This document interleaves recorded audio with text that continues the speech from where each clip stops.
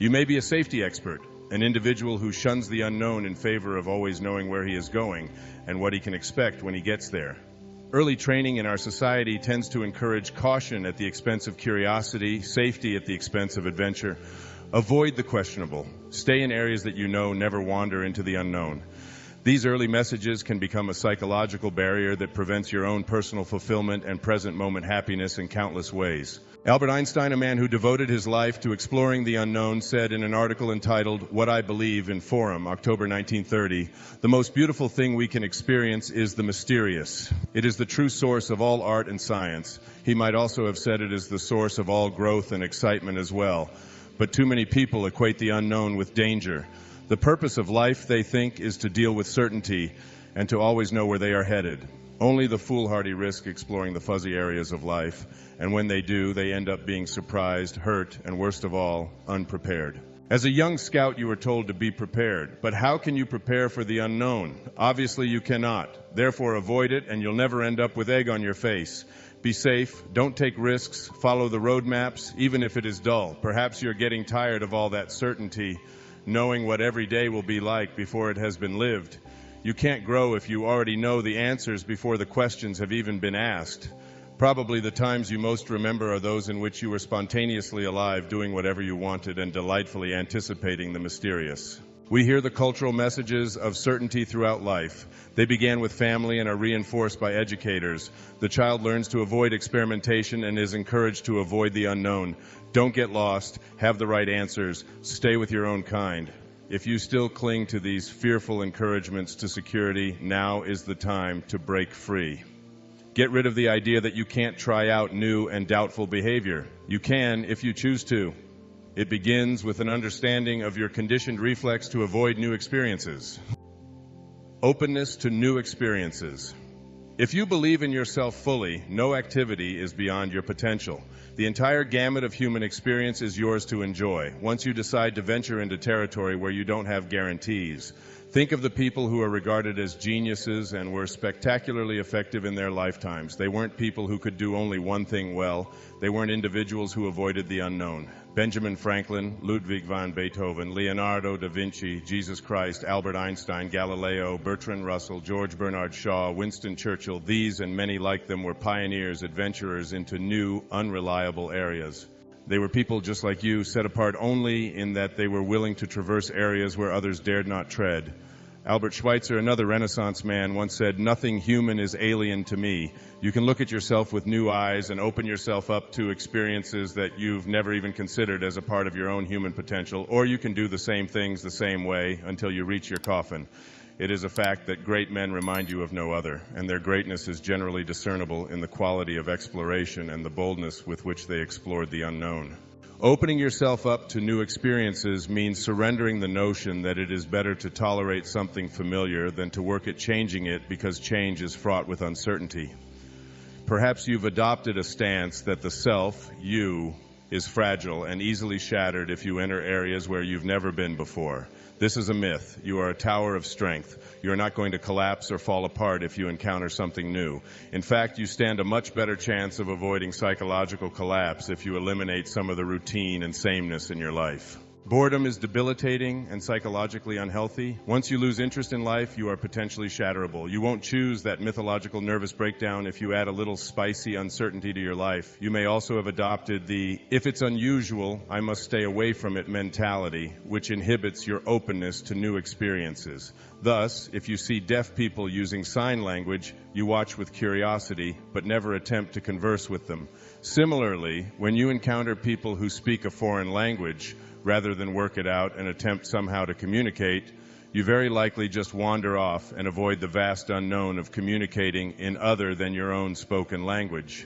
There are uncountable activities and people who are considered taboo merely because they are unknown. Thus, homosexuals, transvestites, the handicapped, the retarded, nudists, and the like are in the category of the obscure. You are not quite certain how to behave, and therefore you avoid the entire business. You may also believe that you must have a reason for doing something. Otherwise, what's the point of doing it? Balderdash. You can do anything you want just because you want to and for no other reason. You don't need a reason for anything that you do. Looking for a reason for everything is the kind of thinking that keeps you from new and exciting experiences As a child, you could play with a grasshopper for an hour for no reason but that you liked it. Or you could climb a hill or take an exploratory trip in the woods. Why? Because you wanted to. But as an adult, you have to come up with a good reason for things. This passion for reasons keeps you from opening up and growing. What freedom to know that you don't have to justify anything to anyone, including yourself, ever again. Emerson, in his journal of April 11th, 1834, observed 4 snakes gliding up and down a hollow for no purpose that I could see. Not to eat, not for love, but only gliding. You can do whatever you want because you want to and for no other reason. This kind of thinking will open up new vistas of experience and help to eliminate the fear of the unknown that you may have adopted as a lifestyle. Rigidity versus spontaneity. Take a hard look at your spontaneity. Can you open up to something new, or do you rigidly hang on to your accustomed behavior? Spontaneity means being able to try anything at the spur of the second just because it is something you'd enjoy. You may even discover that it's something you don't enjoy doing, but you did enjoy attempting it. It is likely that you will be condemned as irresponsible or incautious, but what does the judgment of others matter when you're having such a marvelous time discovering the unknown?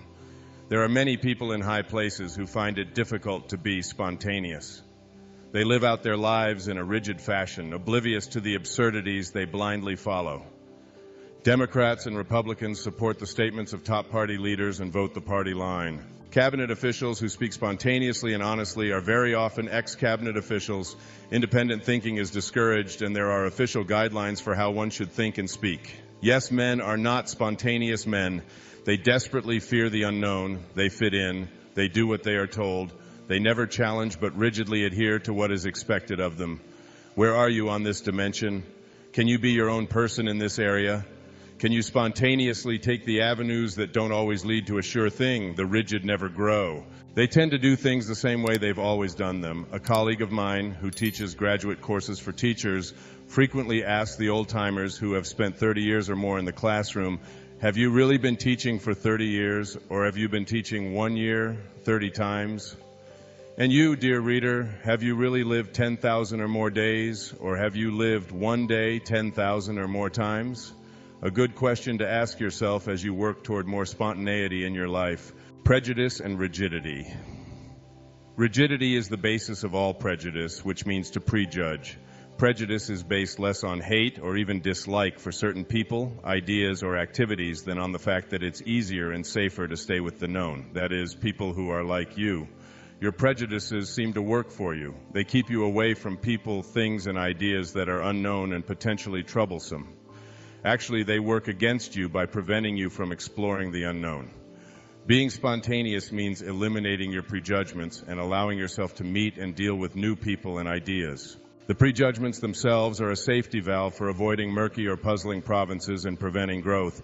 If you don't trust anyone you can't get a handle on, it really means you don't trust yourself on unfamiliar grounds. The always having a plan trap. There is no such thing as planned spontaneity. It is a contradiction in terms.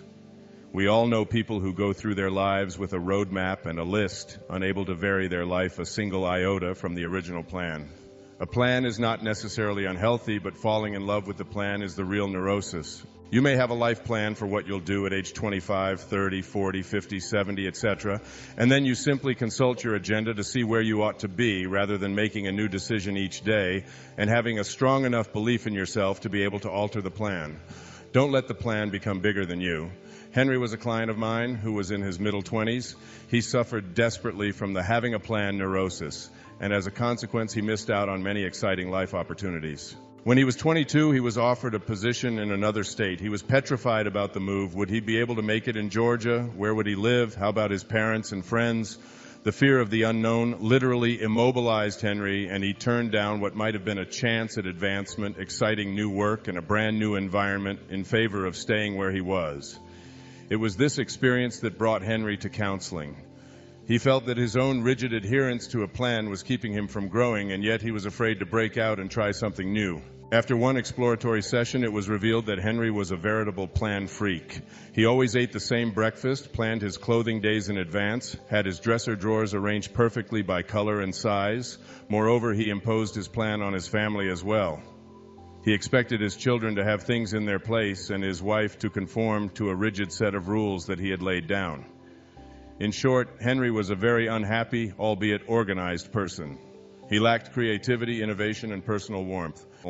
He was, in fact, a plan unto himself, with his goal in life to get everything into its proper place. With counseling, Henry began to try some spontaneous living. He saw his plans as manipulators of others and as convenient escapes from wandering into the risky unknown. He soon eased up on his family and allowed them to be different from what he expected them to be. After several months, Henry actually applied for a job in a firm that would require him to move frequently. The very thing that he originally feared became desirable. While Henry is by no means a totally spontaneous person, he has effectively challenged some of the neurotic thinking that supported his previously planned out existence. He is working on it every day and learning to enjoy living rather than living out his life in a ritualized fashion. Security, internal and external varieties. A long time ago, you learned how to write a high school theme or essay. You were taught that you need a good introduction, a well-organized body, and a conclusion. Unfortunately, you may have applied the same logic to your life and come to see the whole business of living as a theme. The introduction was your childhood, wherein you were preparing to be a person. The body is your adult life, which is organized and planned out in preparation for your conclusion, which is the retirement and happy ending. All of this organized thinking keeps you from living your present moments. Living according to this plan implies a guarantee that everything will be okay forever. Security, the final plan, is for cadavers. Security means knowing what is going to happen. Security means no excitement, no risks, no challenge. Security means no growth, and no growth means death. Besides, security is a myth. As long as you are a person on Earth and the system stays the same, you can never have security. And even if it weren't a myth, it would be a horrible way to live. Certainty eliminates excitement and growth. The word security as used here refers to external guarantees, possessions such as money, a house and a car, to bulwarks such as a job or a position in the community. But there is a different kind of security that is worth pursuing, and this is the internal security of trusting yourself to handle anything that may come down the pike. This is the only lasting security, the only real security. Things can break down, a depression can wipe out your money, your house can be repossessed, but you can be a rock of self-esteem. You can believe so much in you and your internal strength that things or others will be seen as mere pleasant but superfluous adjuncts to your life. Try this little exercise. Suppose that right now, this second, as you are reading this book, someone swooped down on you, stripped you naked, and carted you off in a helicopter. No warning, no money, nothing but yourself. Supposing you were flown to the middle of Red China and dropped in a field, you would be up against new language, new habits, and new climate, and all you would have is yourself. Would you survive or collapse? Could you make friends, get food, shelter, and the like? Or would you simply lie there and moan about how unfortunate you were to have this catastrophe visited on you? If you need external security, you'd perish, for all of your goods would have been taken away. But if you have internal security and are not afraid of the unknown, then you would survive. Security can then be redefined as the knowledge that you can handle anything, including having no external security. Don't be trapped by that kind of external security, since it robs you of your ability to live and grow and fulfill yourself. Take a look at those people without external security, people who don't have it all mapped out. Perhaps they are way ahead of the game. At least they can try new things and avoid the trap of always having to stay with the safe. James Kavanaugh, in Will You Be My Friend, writes tellingly about security in his little poem called Someday. Someday I'll walk away and be free and leave the sterile ones their secure sterility. I'll leave without a forwarding address and walk across some barren wilderness to drop the world there. Then wander free of care like an unemployed Atlas achievement as security. But the walking away to be free, as Kavanaugh puts it, is difficult as long as you carry around the conviction that you must achieve. Fear of failure is a powerful fear in our society, one inculcated in childhood and often carried throughout life. You may be surprised to hear this, but failure does not exist.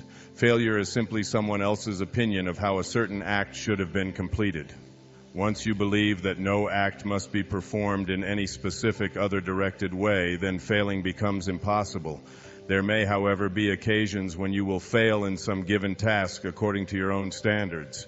The important thing here is not to equate the act with your own self-worth. Not to succeed in a particular endeavor is not to fail as a person. It is simply not being successful with that particular trial at that particular present moment. Try to imagine using failure as a description of an animal's behavior. Consider a dog barking for 15 minutes and someone saying, "He really isn't very good at barking. I'd give him a C." How absurd. It is impossible for an animal to fail because there is no provision for evaluating natural behavior. Spiders construct webs, not successful or unsuccessful webs. Cats hunt mice. If they aren't successful in one attempt, they simply go after another. They don't lie there and whine, complaining about the one that got away, or have a nervous breakdown because they failed. Natural behavior simply is. So why not apply the same logic to your own behavior and rid yourself of the fear of failure? The push to achieve comes from three of the most self-destructive words in our culture. You've heard them and used them thousands of times. Do your best. This is the cornerstone of the achievement neurosis. Do your best at everything you do. What's wrong with taking a mediocre bicycle ride or going for an average walk in the park?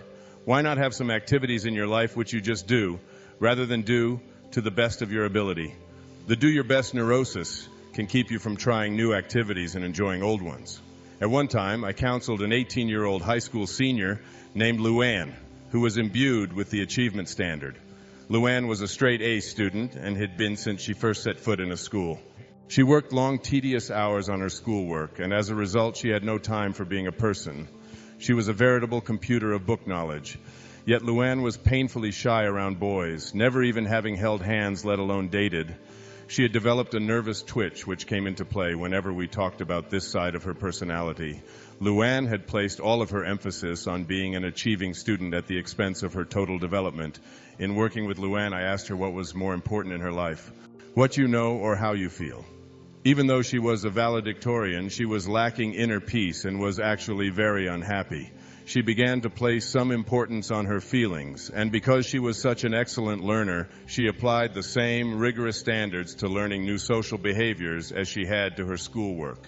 Luann's mother called me a year later and told me that she was concerned because her daughter had received her very first C in a college freshman English class. I recommended that she make a big production out of it and take her out for dinner and celebration.